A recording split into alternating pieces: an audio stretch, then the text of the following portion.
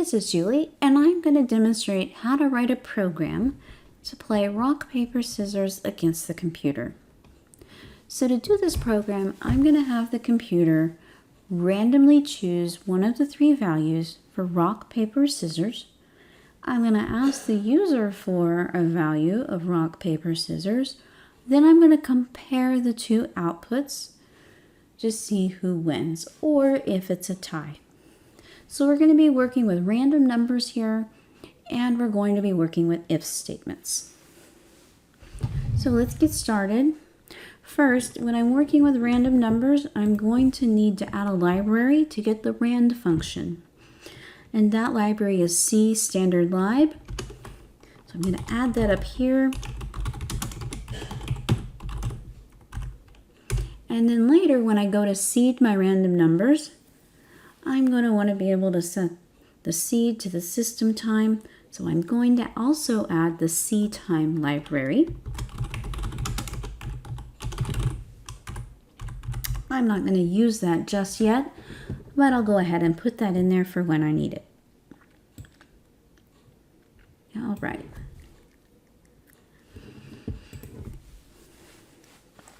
So for testing purposes, I'm going to seed my random number generator to a set value. That way I know what the computer picks. I can test it against different values. I might set it to a couple of other things. And then when I'm finished, I'll have it set the seed to a different number each time it runs. Well, let's first start with our variables. And we're going to need to know what the user selected and what the computer selected. So I'm going to use a char variable, and I'm going to call that one user. And I'm also going to have a char variable for the computer.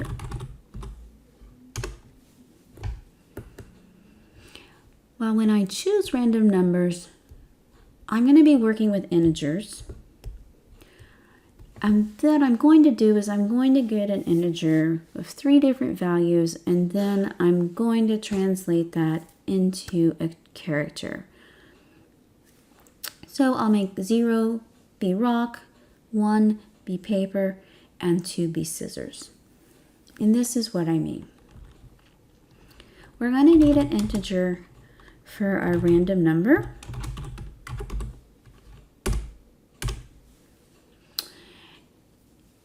And now I'm going to seed my random number generator.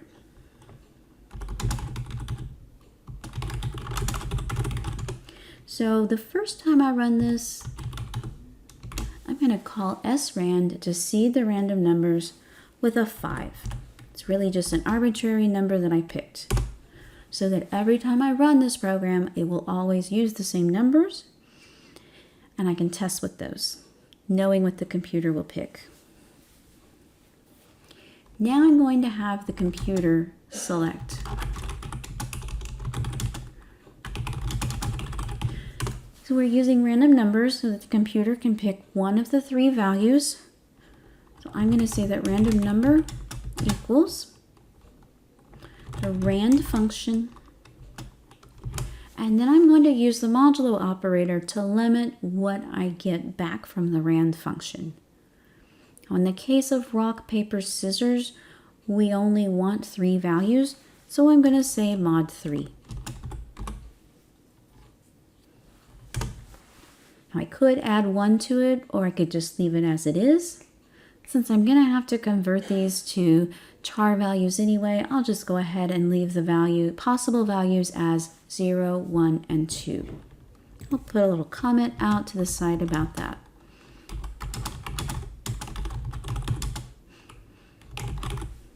So those are my 3 possible values that function can return. Now I'm going to convert to the char. So if the computer's number was 0, I'm going to set the computer's character to R. So we're going to say random number. I want to test for equivalency, so I will use equal equal. So if that number was a 0, then the computer's value is going to be an R. And since we're working with character values and character data types, we only use single quotes. Else, if the random number was a 1, then I'm going to set the computer's value to P for paper.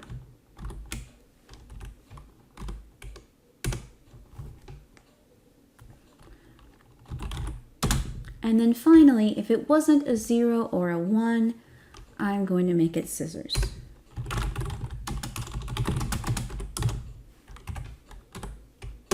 All right, so now at this point, the computer has made a selection. Now it's time for the user to make a selection. So I'm going to put a prompt out on the screen to tell the user what I want.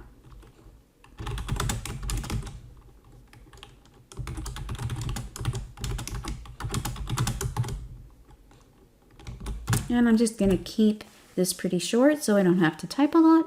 R, P, or S. And now I'm going to use a CN statement to get that character that the user enters.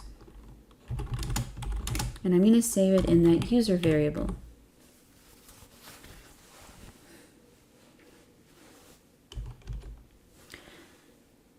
Now, it'd probably be a good idea to validate that the user entered a correct choice or a correct letter. But for this program today, I'm just going to assume the user can follow instructions. Later on, we'll start adding data validation. Now I want to determine the winner. And this is going to be a series of nested if statements. So, first of all, if computer equals R, I'm going to account for all the situations in which the computer chose rock. I'm going to go ahead and add curly braces because I don't know if I'm going to need multiple statements or not. It never hurts to add that so that if I need multiple statements or need to make it a code block later, I already have it set up.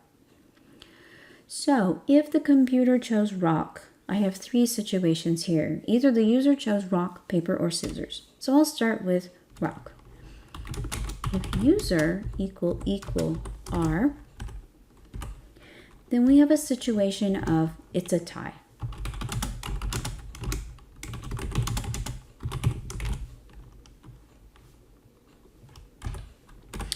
And I'll just display that there. Else, if the user chose paper, we go with the basic rules of rock, paper, scissors. So when we have a rock and we have a paper, paper covers rock, so the user is going to win.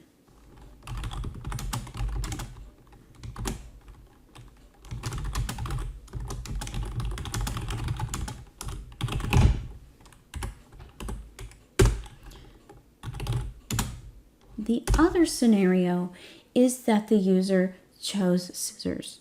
Now I don't have to test for that because there are only 3 possibilities. I've already tested for 2, so I'm not even going to check to see if it's an S. It has to be an S if we're at this point. So what happens when the user chose scissors? Well, in rock, paper, scissors, the rock breaks scissors, so the rock is going to win. This means you lose. Rock breaks scissors. All right. So that was rock. So I'm using a nested if statement. I'm only doing these things inside the rock. If the computer chose rock, then I'm going to go through the user's selection and compare it one by one. All right, now that we've looked at rock, let's look at paper. So now if the computer chose a P, now remember when you're testing for equivalence, you need to use the double equal sign, otherwise we'll be changing the value of computer. And this is going to be for the scenario of paper. So I'm going to go down the list again. If the user chose rock. So what happens when the user chose rock and the computer had paper? This time the user is going to lose. You lose, oh gosh, you lose. Paper covers rock.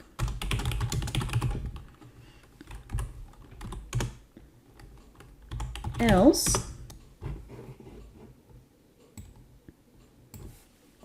and as I'm typing along here, I can see Visual Studio is helping me with my formatting. It's going to want to indent things for me in a standard way so that my code's easy to read. And it's not going to find my typos. Okay. So we looked at rock. The next one I want to look at is if the user had paper. Well, that would be a tie.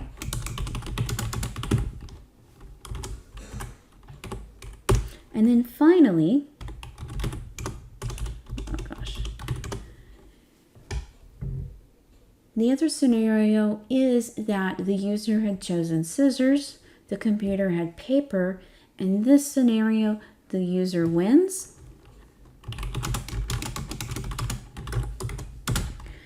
Because scissors cut paper.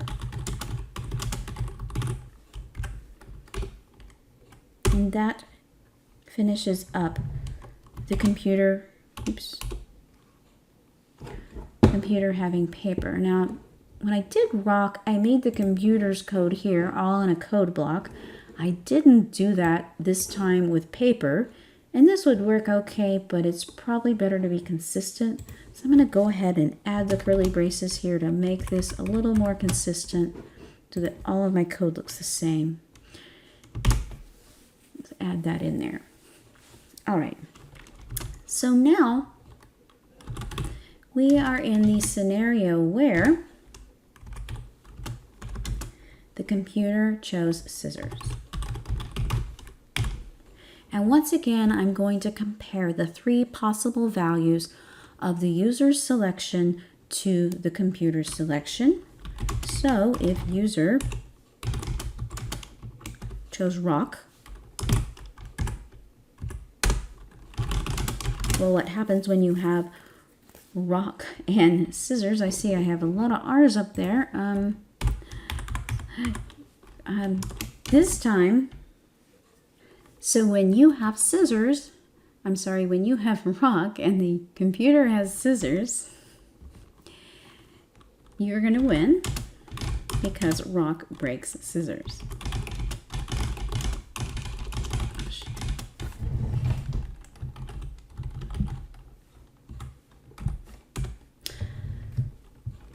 Else, if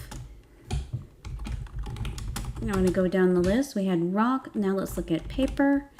If the user had paper and the computer had scissors, in this situation, we're going to say that scissors cuts paper, so you lose.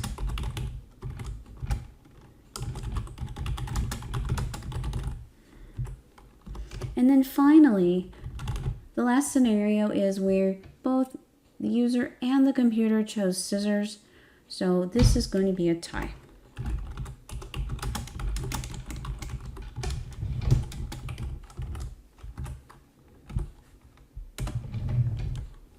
Did I have that closed? All right. Okay. So what we've done here so far is up at the top, we seeded our random number generator. The computer chose a number between 0 and 2. We converted the computer's number to an R, P, or an S. We got a value from the user of R, P, or S. And then we wrote the comparison code, where we're going to go through each one step by step for all the possible values. This is a program that we certainly want to test because we have a lot of different situations here. And ultimately, there are 9 different cout messages that can be displayed. Line 32, 34, 36, 40, 42, and so forth. So we have 9 scenarios that we're showing here. So we're going to want to test this a few times to test different scenarios. I'm going to debug, start without debugging. And the first time I run this, I don't know what the computer is going to pick. So I'm just going to go with paper because why not? And I won the game because the computer chose rock. Now if I run this program again and I seed the random number generator with the same value, I know the computer is going to pick rock again. And now I can test it with a different value. I ran it with paper. Now I'm going to run it again with that same seed, but this time I'm going to choose rock. And I want to see that it evaluates the tie correctly. So now I'm going to put in an R, and it does show that it's a tie. So that looks correct. I'll do one more test just to be complete on the rock. And now I'm going to choose scissors. And I'm getting the correct output there as well. You lose, rock, break, scissors. So when the computer chooses rock, it looks like that's working correctly. Now I'm going to change my random number generator seed to a different value. It may or may not give me another letter, but I'll just go on up to from 5 to 6. I really don't know what will happen, but we'll find out. And this time I'm going to choose rock. And it looks like the computer chose paper because I lost paper covered rock. So now I know the computer chose paper with this one, and I could go on and I can test the other scenarios with this as well. That was paper. I can choose paper and it should be a tie. And I can also choose scissors and I should win if it's scissors. And I do.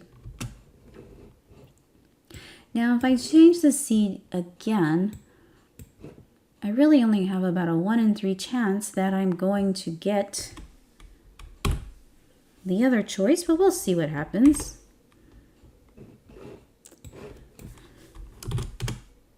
All right, and again, the computer chose rock. So I'm back to the other value, and that's because with the random numbers, we only had 3 possible values anyway. And so I could do some other things to make sure that I test all those choices. I'm feeling pretty good about the program. I'm going to go ahead and I want to change the program to use true random numbers. I want my seed to be set to system time. That way, every time I run the program, the computer is going to seed the random number generator with a different value, and I really don't know what it will pick. So in the parentheses for this function, srand, I'm going to put time 0. It's going to go and get a time value from the system time for the computer and see the random number generator with that. So let's try this out. I'll choose paper, and it looks like the computer chose scissors.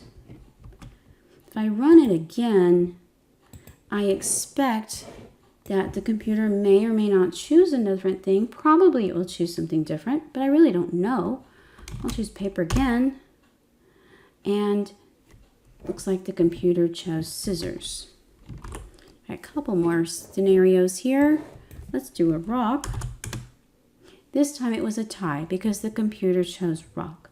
So I am getting different values when I run the program, because every time I run the program, I'm seeding it with a different number. So that's how we can use random numbers to create something like a game. And then we can have the game have a different output based on the random number that the computer chose by using if statements. We also had nested if statements in here because inside of each of the computer's choices, I tested for each of the user's choices. So that in the end, we had a scenario of 9 different options. One of the 9 options will be displayed. That will be the branch that's executed, and the other 8 branches will not be executed. So that's rock, paper, scissors in C++.